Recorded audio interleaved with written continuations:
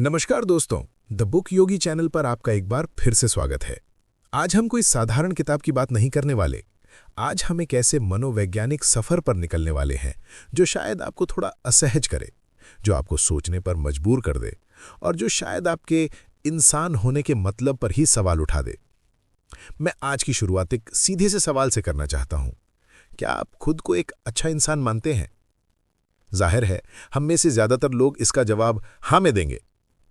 अब दूसरा और ज्यादा मुश्किल सवाल, क्या आप पूरे यकीन के साथ ये कह सकते हैं कि आप कभी भी किसी भी हालत में कोई बुरा, कोई क्रूर या कोई अमानवीय काम नहीं करेंगे? क्या आप कह सकते हैं कि आपके अंदर कोई बुराई नहीं है? सदियों से हम बुराई को समझने के लिए एक बहुत ही सरल कहानी का इस्तेमाल करते आए हैं, बुरे सेब की कहानी। हम मानते हैं कि दुनिया में कुछ लोग अच्छे होते हैं और कुछ लोग बुरे। जब भी कोई भयानक घटना होती है तो हम उन बुरे सेबों को ढूंढकर उन्हें समाज की टोकरी से बाहर फेंक देते हैं और ये मान लेते हैं कि अब सब कुछ ठीक है। पर क्या हो अगर ये कहानी ही गलत हो? क्या हो अगर बुराई सेब में नहीं बल्कि उस टोकरी यानी द बैरल में हो जिसमें सेबों को रखा जाता है? क्या हो अगर एक अच्छी खासी टोकरी भी सही हालात पैदा करने पर अपने अंदर रखे सबसे अच्छे सेबों को भी सड़ा सकती है? आज हम विश्व प्रसिद्ध सामाजिक मनोवैज्ञानिक फिलिप जिम्बार्डो की सबसे प्रसिद्ध और सबसे खौफनाक किताब द लूसीफर इफेक्ट की दुनिया में कदम रखने जा रहे हैं। लूसीफर इफेक्ट उस प्रक्रिया का नाम है जिसमें एक अच्छा, साधारण इंसान बुराई करने वाले इंसान में बदल जाता है। ये नाम बाइबल के लूसीफर से आता है, जो ईश्वर का सबसे प्रिय फरिश्ता था, पर हालात के चलते शैतान बन गया। ये किताब हमें बताती है कि हम सबके अंदर एक अच्छा इंसान और एक बुरा इंसान दोनों बनने की क्षमता है। और कौन सा इंसान बाहर आएगा, ये अक्सर हमारे चरित्र से ज्यादा हमारे हालात और उस सिस्टम पर निर्भर करता है जो उन हालातों को बनाता है। इस खौफनाक सच को साबित करने के लिए 1971 में जिम्बार्डो ने इतिहास का सबसे विवादास्पद और सबसे बदनाम मनोवैज्ञानिक प्रयोग किया, द स्टैनफोर्ड प्रिजन एक्सपेरिमेंट। आज पार्ट 1 में हम उसी प्रयोग की कहानी को शुरू से जानेंगे। हम देखेंगे कि कैसे कुछ बिल्कुल साधारण, स्वस्थ और अच्छे कॉलेज के लड़कों को एक नकली जेल के माहौल में डाला गया और कैसे सिर्फ 48 घंटों के अंदर उनकी इंसानियत बिखरने लगी। ये एक ऐसी कहानी है जो हमें आईना दिखाती है और ये हमसे सिर्फ एक ही सवाल पूछती है, अगर आप उस जेल में होते तो आप क्या करते? Chapter the setup and the Sunday अरेस्ट्स, तैयारी और रविवार की गिरफ्तारी। हमारी कहानी शुरू होती है अगस्त 1971 में स्टैनफोर्ड यूनिवर्सिटी के साइकोलॉजी डिपार्टमेंट के बेसमेंट में। डॉक्टर जिम्बार्डो और उनकी टीम ने इस बेसमेंट को एक नकली जेल में बदल दिया। उन्होंने दरवाजों पर लोहे की सलाखें लगाएं, ऑफिस के कमरों को तंग कोठरियों में बदल दिया और एक छोटी सी अलमारी को सॉलिटरी कन्फाइनमेंट यानी काल कोठरी बना दिया। अब उन्हें चाहिए थे कैदी और गार्ड। उन्होंने अखबार में एक विज्ञापन दिया, मनोवैज्ञानिक अध्ययन के लिए पुरुष कॉलेज छात्रों की आवश्यकता है, $15 प्रतिदिन। सैकड़ों आवेदन आए। इनमें से जिम्बार्डो ने 24 सबसे ज्यादा सामान्य, सबसे ज्यादा स्वस्थ और मनोवैज्ञानिक रूप से सबसे ज्यादा स्थिर लड़कों को चुना। ये सब अच्छे घरों के मध्यम वर्गीय समझदार छात्र थे। इनमें कोई हिंसा या मानसिक बीमारी का कोई इतिहास नहीं था। ये हमारे समाज के सबसे अच्छे सेब थे। फिर एक सिक्के के उछाल ने उनकी किस्मत तय कर दी। उनमें से आधे लड़के कैदी बनेंगे और आधे गार्ड। प्रयोग रविवार को शुरू होना था। कैदियों को पता नहीं था कि ये कब और कैसे शुरू होगा। रविवार की सुबह जब वो अपने घरों में आराम कर रहे थे तो अचानक असली पालो एल्टो पुलिस की गाड़ियां सायरन बजाती हुई उनके दरवाजों पर पहुंची। पुलिस ने उन्हें चोरी और डकैती के आरोप में गिरफ्तार किया। उनके पड़ोसी पर्दे के पीछे से ये सब देख रहे थे। उन्हें हथकड़ियां लगाई गईं, उन्हें पुलिस स्टेशन ले जाया गया, उनके फिंगरप्रिंट्स लिए गए और उन्हें एक असली सेल में बंद कर दिया गया। ये सब उनके दिमाग में भ्रम और बेइज्जती का पहला बीज बोने के लिए किया गया था। कुछ घंटों बाद उनकी आंखों पर पट्टी बांधकर उन्हें स्टैनफोर्ड की उस नकली जेल में लाया गया और यहीं से शुरू हुआ उनकी पहचान को मिटाने का असली, रूह कांप देने वाला अनुष्ठान। जेल के वार्डन यानी खुद जिम्बार्डो ने उनका स्वागत किया। एक एक करके उन लड़कों को कपड़े उतारने के लिए कहा गया। उन्हें पूरी तरह नंगा किया गया। फिर उन पर एक कीटाणुनाशक स्प्रे छिड़का गया जैसे वो कोई गंदे जानवर हों। उन्हें पहनने के लिए अंडरवेयर नहीं दिए गए, उन्हें एक अजीब सी बिना आस्तीन की फ्रॉक या स्मॉक दी गई जिसके ऊपर उनका नंबर लिखा था। उनके सर पर एक नायलॉन की स्टॉकिंग की टोपी पहनाई गई और उनके एक पैर में एक भारी चेन बांध दी गई। इस हर एक चीज का एक मनोवैज्ञानिक मकसद था। बिना अंडरवेयर की फ्रॉक उन्हें लगातार असहज और औरतों जैसा महसूस कराने के लिए थी। सर पर टोपी उनके बालों को छिपाकर उनके व्यक्तित्व को मिटाने के लिए थी, और पैर में चेन उन्हें हर पल ये याद दिलाने के लिए थी कि वो एक जेल में है, कि वो आज़ाद नहीं है। उनका नाम छीन लिया गया था। अब वो जॉन या मार्क या डेविड नहीं थे, वो थे कैदी नंबर 861, कैदी नंबर 819। उसी समय गार्ड्स का एक दूसरा ग्रुप अपनी शिफ्ट के लिए तैयार हो रहा था। उन्हें खाकी यूनिफॉर्म, सीटी और एक डंडा दिया गया था, पर उनका सबसे शक्तिशाली हथियार था एक चमकीला धूप का चश्मा। ये चश्मा उन्हें एक अनाम, खौफनाक आइडेंटिटी देता था। कैदी उनकी आंखें नहीं देख सकते थे और वो खुद को एक असली इंसान की बजाय सिर्फ एक गार्ड की भूमिका में देख सकते थे। जिम्बार्डो ने गार्ड्स को सिर्फ एक निर्देश दिया था, कैदियों में डर और शक्तिहीनता का एहसास पैदा करो, पर कोई शारीरिक हिंसा मत करना। बाकी सब उन पर था। सिस्टम तैयार था, सेब टोकरी में रखे जा चुके थे, अब बस ये देखना बाकी था कि आगे क्या होता है। Chapter rebellion and the escalation, विद्रोह और क्रूरता का बढ़ना। सोमवार की सुबह सिर्फ 36 घंटे के अंदर जेल में पहला विद्रोह हुआ। कैदियों ने, खासकर कैदी नंबर 8612 ने अपनी फ्रॉक पहनने और गार्ड्स के हुक्म मानने से इनकार कर दिया। उन्होंने अपने नंबर फाड़ दिए, अपनी टोपियां फेंक दीं और अपनी कोठरियों के दरवाजों को अपने बिस्तरों से बंद कर लिया। वो अब कैदी नहीं बल्कि विद्रोही बन चुके थे। गार्ड्स इस विद्रोह से हैरान और नाराज थे। रात की शिफ्ट वाले गार्ड्स को सुबह बुलाया गया। वो गुस्से में थे कि उनकी जेल में व्यवस्था खराब हो रही है। और यहां पहला सबसे खतरनाक बदलाव हुआ। किसी ने गार्ड्स को नहीं बताया कि उन्हें क्या करना है, पर उन्होंने खुद एक साथ मिलकर इस विद्रोह को कुचलने का फैसला किया। उन्होंने एक आग बुझाने वाले यंत्र को उठाया और उससे बर्फीली कार्बन डाइऑक्साइड गैस कैदियों पर छोड़नी शुरू कर दी। कैदी खांसने लगे, उनकी आंखें जलने लगीं। गार्ड्स ने दरवाजे तोड़े, अंदर घुसे और कैदियों के कपड़े उतरवा दिए। उन्होंने उनके बिस्तर बाहर फेंक दिए और विद्रोह के लीडर्स को काल कोठरी में डाल दिया। यह सिर्फ शुरुआत थी। अब गार्ड्स ने कैदियों को कंट्रोल करने के लिए मनोवैज्ञानिक तरीके अपनाने शुरू कर दिए। उन्होंने एक अच्छी कोठरी बनाई। जिन 3 कैदियों ने विद्रोह में सबसे कम हिस्सा लिया था, उन्हें उस कोठरी में रखा गया। उन्हें उनके कपड़े वापस दे दिए गए, उन्हें अच्छा खाना दिया गया और बाकी बुरे कैदियों को ये देखने पर मजबूर किया गया। इसका मकसद था कैदियों के बीच की एकता को तोड़ना, उनमें एक दूसरे के प्रति शक और नफरत पैदा करना, और ये काम कर गया। अब गार्ड्स और ज्यादा रचनात्मक और क्रूर होने लगे। उन्होंने सजा के तौर पर पुशअप्स करवाना शुरू कर दिया, जो अक्सर उनके मनोरंजन का एक जरिया बन जाता था। वो रात में 2 बजे कैदियों को जगाकर उनकी गिनती करते, जो घंटों तक चलती। मंगलवार को कैदियों के माता-पिता और दोस्त उनसे मिलने आने वाले थे। ये प्रयोग का एक और महत्वपूर्ण मोड़ था। गार्ड्स और जिम्बार्डो ने मिलकर एक झूठा नाटक रचा। उन्होंने कैदियों को नहलाया, उन्हें अच्छा खाना खिलाया, उनकी कोठरियां साफ की और बैकग्राउंड में संगीत बजाया। वो माता पिता को ये दिखाना चाहते थे कि सब कुछ ठीक ठाक है। जब माता पिता आए तो वो अपने बेटों को थका हुआ और तनाव में देखकर चिंतित हुए, पर जिम्बार्डो ने, जो अब खुद एक साइकोलॉजिस्ट की बजाय एक जेल सुपरिटेंडेंट की तरह सोच रहे थे, उन्हें ये कहकर शांत कर दिया कि ये सब सामान्य है। उस दिन एक पादरी भी जेल में आए। वो एक एक करके कैदियों से मिले। ज्यादातर कैदियों ने अपना परिचय अपने नाम से नहीं बल्कि अपने नंबर से दिया। वो अपनी भूमिका को पूरी तरह से अपना चुके थे। एक कैदी नंबर 819 पादरी से बात करते करते टूट गया और रोने लगा। वो बीमार महसूस कर रहा था और बाहर जाना चाहता था। जिम्बार्डो उसे बाहर एक कमरे में ले गए। तभी एक गार्ड ने बाकी कैदियों को एक साथ चिल्लाने का हुक्म दिया, कैदी नंबर 819 ने बुरा काम किया है, कैदी नंबर 819 एक बुरा कैदी है। जब 819 ने यह सुना तो वो और भी ज्यादा रोने लगा, पर अब वो ये नहीं कह रहा था कि वो बीमार है, वो कह रहा था मुझे वापस जाना है, मैं एक बुरा कैदी नहीं हूं।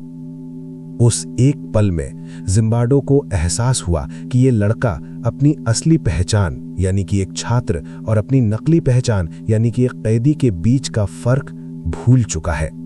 वो अब एक लड़का नहीं था जो एक प्रयोग में हिस्सा ले रहा था, वो एक कैदी था जो दूसरे कैदियों की नजर में अच्छा साबित होना चाहता था। स्थिति अब खतरनाक रूप से वास्तविक हो चुकी थी।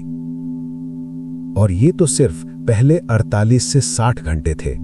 सिर्फ 2 से 3 दिनों में अच्छे सामान्य लड़के या तो टूटे हुए आज्ञाकारी कैदियों में बदल रहे थे या फिर क्रूर और सत्ता के नशे में चूर गार्ड्स में। टोकरी का असर सेबों पर साफ साफ दिखने लगा था। अभी भी 4 दिन बाकी थे, जब हालात और ज्यादा बिगड़ेंगे, जब गार्ड्स की क्रूरता और भी ज्यादा रचनात्मक हो जाएगी और जब बाहर की दुनिया से आई एक युवा साइकोलॉजिस्ट क्रिस्टीना मसलाक इस भयानक प्रयोग की हकीकत पर सवाल उठाएगी, तो क्या होगा? क्या कोई इस अंधेले से बाहर निकल पाएगा या सिस्टम अपनी बनाई हुई इस नकली दुनिया में मौजूद हर इंसान को निगल जाएगा? ये जानेंगे हम इस दिल दहला देने वाली कहानी के पार्ट 2 में।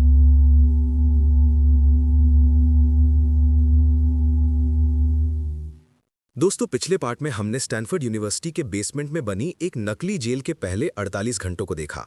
हमने देखा कि कैसे सिक्के के एक उछाल ने 24 साधारण स्वस्थ कॉलेज छात्रों को कैदी और गार्ड में बांट दिया। और हमने देखा कि कैसे सिर्फ 2 दिनों में ये भूमिकाएं हकीकत बनने लगीं। कैदियों ने विद्रोह किया और गार्ड्स ने बिना किसी के सिखाए उस विद्रोह को कुचलने के लिए मनोवैज्ञानिक क्रूरता का इस्तेमाल करना शुरू कर दिया। एक लड़का कैदी नंबर 819 अपनी असली पहचान और अपनी कैदी की पहचान के बीच का फर्क भूल चुका था। ये सिर्फ शुरुआत थी। टोकरी अब सेबों पर अपना पूरा असर दिखाना शुरू कर रही थी। अगर सिर्फ 2 दिनों में इतना कुछ गलत हो सकता था, तो आने वाले दिनों में ये प्रयोग और कितना भयानक रूप लेने वाला था। और सबसे बड़ा सवाल, क्यों? ऐसा क्यों हो रहा था? अब पार्ट 2 में हम इस प्रयोग के सबसे अंधेरे दिनों की कहानी जानेंगे, इसके अचानक अंत का कारण समझेंगे और फिर डॉक्टर जिम्बार्डो के साथ मिलकर उन शक्तिशाली मनोवैज्ञानिक शक्तियों का विश्लेषण करेंगे जो अच्छे इंसानों को बुराई के रास्ते पर धकेल सकती हैं। ये एक कठिन सफर है, पर इंसानियत को समझने के लिए ये जरूरी है। चैप्टर्स: द डाउनवर्ड स्पाइरल, अंधेरे में वंश। बुधवार, प्रयोग का चौथा दिन। अब तक जेल का माहौल पूरी तरह से बदल चुका था। गार्ड्स 3 तरह के बन चुके थे। कुछ गार्ड्स सख्त पर निष्पक्ष नियम लागू करते थे। कुछ अच्छे गार्ड्स थे जो कैदियों को छोटे मोटे फायदे देते थे, पर दूसरे गार्ड्स की क्रूरता को कभी रोकते नहीं थे। और फिर 1/3 गार्ड्स ऐसे थे जो क्रूरता का आविष्कार करने में मजा लेने लगे थे। वो कैदियों को परेशान करने के नए नए तरीके खोजते थे। कैदी पूरी तरह से टूट चुके थे। उनमें सीखी हुई लाचारी, लर्न्ड हेल्पलेसनेस का भाव आ गया था। वो अब विद्रोह नहीं करते थे, सिर्फ चुपचाप आदेशों का पालन करते थे। उसी दिन जेल में एक नया कैदी आया, नंबर 416। वो बाकी कैदियों की तरह शुरू से इस माहौल में नहीं था, इसलिए उसकी आत्मा अभी तक टूटी नहीं थी। उसने आते ही भूख हड़ताल शुरू कर दी। उसने कहा, मैं ये बकवास बर्दाश्त नहीं करूंगा। गार्ड्स के लिए ये एक सीधी चुनौती थी, खासकर एक गार्ड जिसे कैदी जॉन वेन बुलाते थे, क्योंकि वो एक फिल्मी कैरेक्टर की तरह क्रूरता दिखाता था। उसने 416 को सजा देने का एक नया शैतानी तरीका खोजा। उसने 416 को काल कोठरी में बंद कर दिया। फिर वो बाकी कैदियों के पास गया और उनसे कहा, अगर तुम सब अपनी रजाई छोड़ने को तैयार हो तो 416 को काल कोठरी से बाहर निकाल दिया जाएगा। पर जब कैदियों ने अपनी रजाई छोड़ने से इनकार कर दिया तो गार्ड ने कहा, देखो ये तुम्हारी वजह से अंदर है। उसने कैदियों को एक दूसरे के खिलाफ कर दिया। गुरुवार, प्रयोग का 5वां दिन। ये प्रयोग का सबसे खौफनाक दिन था। कैदी 416 अभी भी अपनी भूख हड़ताल पर था। गार्ड जॉन वेन उसे काल कोठरी से बाहर लाया। उसने 416 के हाथ में 2 सॉसेज रखे जो उसने खाने से इनकार कर दिए थे। गार्ड ने चिल्लाकर कहा, तुम ये सॉसेज खाओगे? 416 ने मना कर दिया। तब गार्ड ने बाकी कैदियों को हुक्म दिया। उसने कहा, ये कैदी एक बुरा कैदी है और बुरे कैदियों को सजा मिलनी चाहिए। उसने कैदियों को 416 पर चिल्लाने और उसे गालियां देने के लिए मजबूर किया। उसके अपने साथी उसके खिलाफ हो गए थे। ये क्रूरता का चरम था। ये उस प्रक्रिया का सबसे भयानक रूप था जिसे मनोवैज्ञानिक अमानवीकरण कहते हैं, डिह्यूमनाइजेशन। एक इंसान को इंसान से कम समझना। गार्ड्स के लिए 416 अब एक इंसान नहीं, सिर्फ एक समस्या था, और बाकी कैदियों के लिए वो एक गद्दार था। शुक्रवार, प्रयोग का 6वां दिन। प्रयोग को 2 हफ्तों तक चलना था, पर अब हालात पूरी तरह से बेकाबू हो चुके थे। जिम्बार्डो, जो खुद को एक निष्पक्ष रिसर्चर की जगह एक जेल सुपरिटेंडेंट की भूमिका में पूरी तरह से डुबो चुके थे, इस नैतिक पतन को देख नहीं पा रहे थे। उस शाम उनकी गर्लफ्रेंड क्रिस्टीना मसलाक, जो एक युवा साइकोलॉजिस्ट थीं, प्रयोग देखने आईं। उन्होंने जो देखा उससे वो दहल गईं। उन्होंने देखा कि गार्ड्स कैदियों की आंखों पर पट्टी बांधकर, उनके सर पर कागज के थैले डालकर, उनके कंधे पर हाथ रखकर एक दूसरे से जोड़कर उन्हें टॉयलेट ले जा रहे हैं। ये दृश्य किसी पागलखाने या कॉन्सेंट्रेशन कैंप जैसा था। बाकी सब लोग, जिम्बार्डो, उनके साथी, दूसरे विजिटर्स इस माहौल के आदी हो चुके थे, पर क्रिस्टीना एक बाहरी इंसान थी। उन्होंने इस भयावहता को उसकी असली नंगी सच्चाई में देखा। उस रात उन्होंने जिम्बार्डो का सामना किया। उन्होंने कहा, तुम इन लड़कों के साथ जो कर रहे हो वो एक भयानक चीज है। पहले तो जिम्बार्डो ने अपनी भूमिका में रहते हुए खुद का बचाव किया, मैं एक जरूरी प्रयोग कर रहा हूं। पर क्रिस्टीना ने कहा, यह एक प्रयोग नहीं है, यह तुम्हारी जिम्मेदारी है। क्रिस्टीना की उस एक आवाज ने जिम्बार्डो को उनकी जेल सुपरिटेंडेंट की भूमिका से बाहर खींच लिया और उन्हें एक साइकोलॉजिस्ट, एक इंसान होने की याद दिलाई। उन्हें पहली बार एहसास हुआ कि उनकी बनाई हुई ये टोकरी इन सेबों को कितनी बुरी तरह से सड़ा चुकी है। और अगले दिन सुबह, सिर्फ 6 दिनों के बाद, 2 हफ्तों के लिए बनाया गया स्टैनफोर्ड प्रिजन एक्सपेरिमेंट हमेशा के लिए बंद कर दिया गया। Chapter the analysis, why did it happen? विश्लेषण, ये सब क्यों हुआ? प्रयोग खत्म हो गया, लड़के अपने घर चले गए, पर सबसे बड़ा और सबसे जरूरी सवाल अभी भी हवा में था। क्यों? ये सब क्यों हुआ? वो अच्छे सामान्य लड़के इतने क्रूर या इतने लाचार कैसे बन गए? अगले अध्यायों में जिम्बार्डो एक मनोवैज्ञानिक जासूस की तरह इस क्यों का जवाब देते हैं। वो हमें उन शक्तिशाली पर अदृश्य स्थिति की शक्तियों से मिलवाते हैं जिन्होंने इन लड़कों के व्यवहार को कंट्रोल किया। पहली शक्ति, भूमिकाओं की शक्ति, द पावर ऑफ रोल्स। जैसे ही लड़कों ने कैदी और गार्ड की यूनिफॉर्म पहनी, उन्होंने सिर्फ एक भूमिका नहीं अपनाई, वो भूमिका ही बन गए।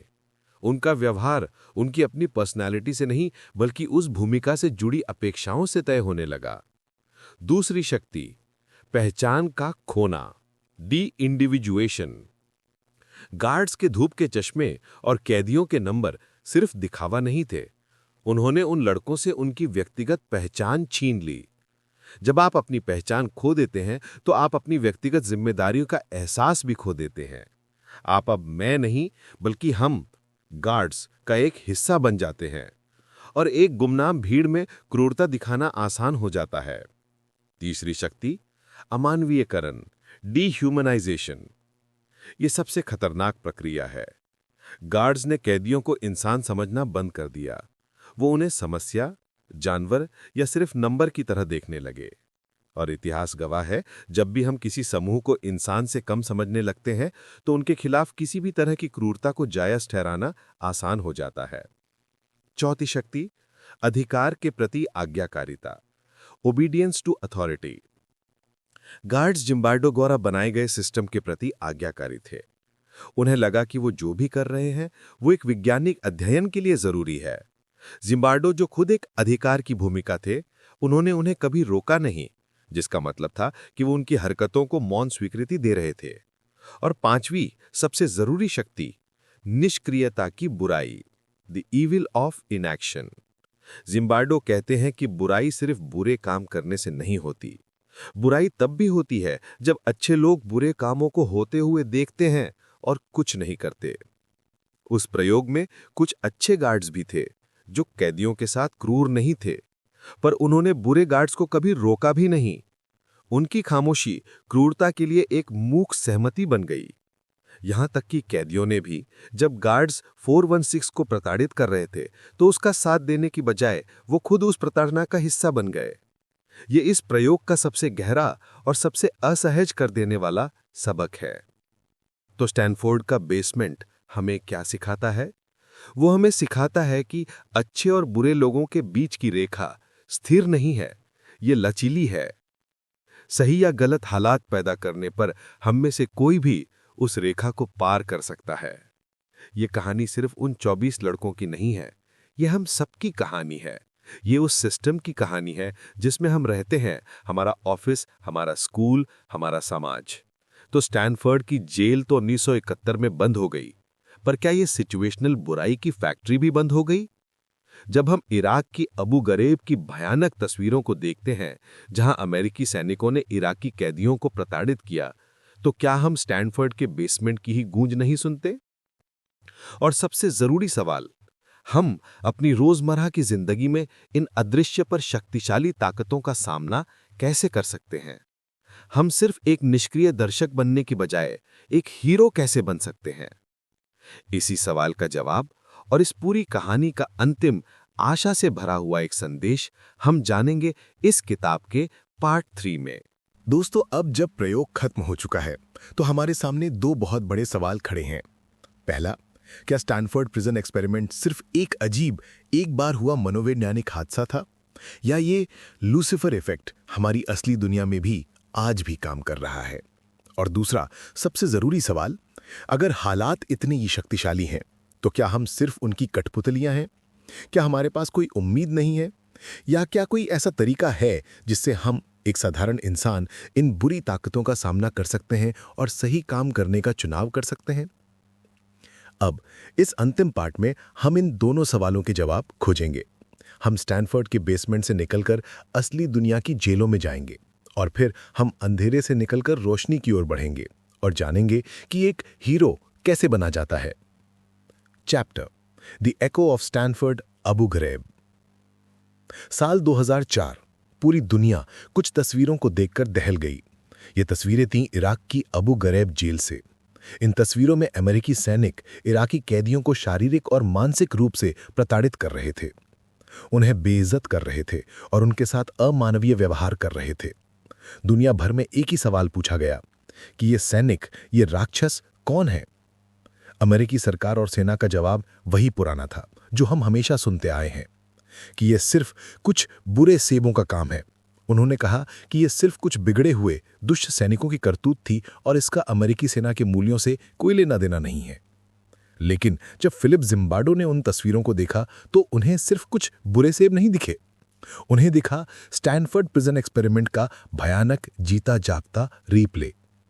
उन्हें वही मनोवैज्ञानिक शक्तियां काम करती हुई दिखीं जिन्हें उन्होंने 30 साल पहले अपने बेसमेंट में देखा था। पहचान का खोना, यानी डी इंडिविजुअलाइजेशन। सैनिक यूनिफॉर्म में थे, अक्सर रात में काम करते थे और एक अनजान देश में थे जहां वो गुमनाम थे। अमानवीकरण, यानी डीह्यूमनाइजेशन। कैदियों को आतंकवादी, जानवर या सिर्फ दुश्मन कहा जाता था। उनके कपड़े उतरवा दिए जाते थे, उनके सिर पर बोरे डाल दिए जाते थे ताकि वो इंसान न लगें। अधिकार की शक्ति, यानी पावर ऑफ अथॉरिटी। सैनिकों को ऊपर से आदेश थे कि वो कैदियों से जानकारी निकलवाने के लिए उन्हें तैयार करें। सीधे सीधे प्रताड़ना का आदेश नहीं था, पर एक ऐसा माहौल बनाया गया था जहां ये जायज लगने लगे। निष्क्रियता की बुराई, द ईविल ऑफ इनएक्शन।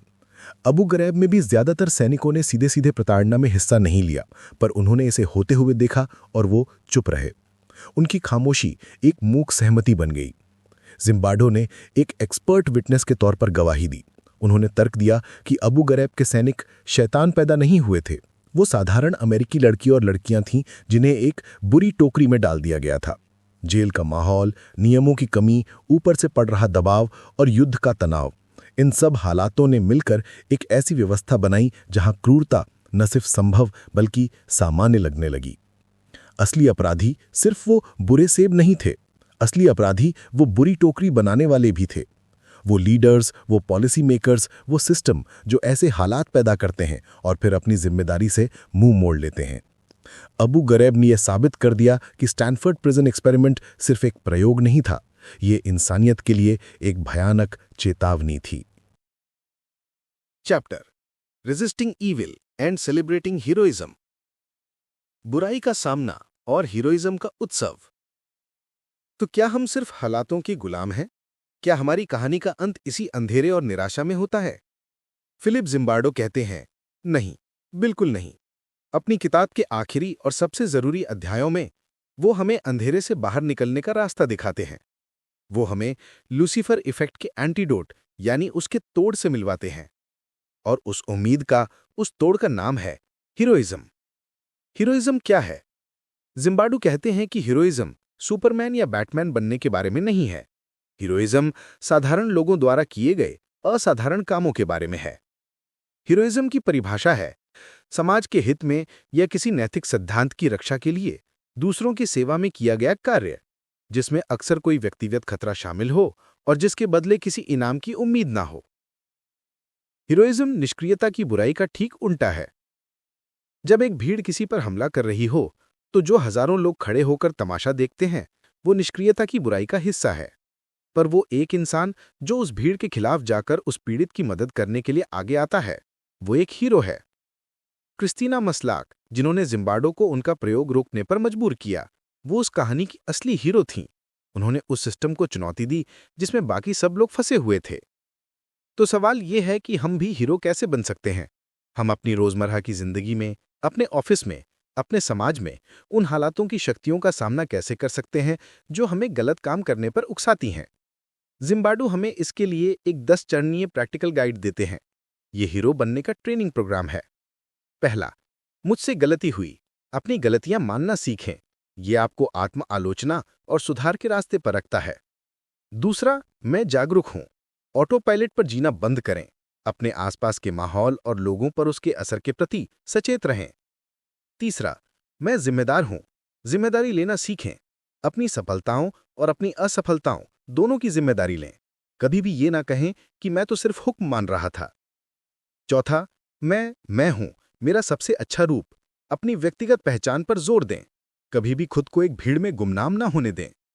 पांचवा, न्यायपूर्ण अधिकार का सम्मान करें पर अन्यायपूर्ण अधिकार का विरोध करें। अधिकार का अंधाधुंध पालन न करें। छठा, मैं समूह की स्वीकृति चाहता हूं पर अपनी स्वतंत्रता को ज्यादा महत्व देता हूं। समूह के दबाव में आकर अपने मूल्यों से समझौता न करें। हाँ में हाँ मिलाने से बेहतर है अकेले खड़े होना। सातवां, फ्रेमिंग के प्रति सतर्क रहें। ध्यान दें कि जानकारी आपके सामने कैसे पेश की जा रही है। क्या कोई किसी चीज को देशभक्ति कहकर किसी बुरी चीज को जायज ठहरा रहा है?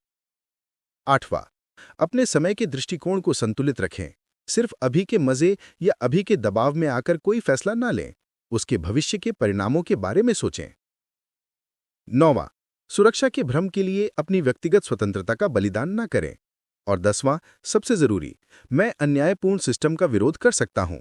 ये विश्वास रखें कि एक अकेला इंसान भी अगर वो आवाज उठाए तो एक बड़े और बुरे सिस्टम को चुनौती दे सकता है।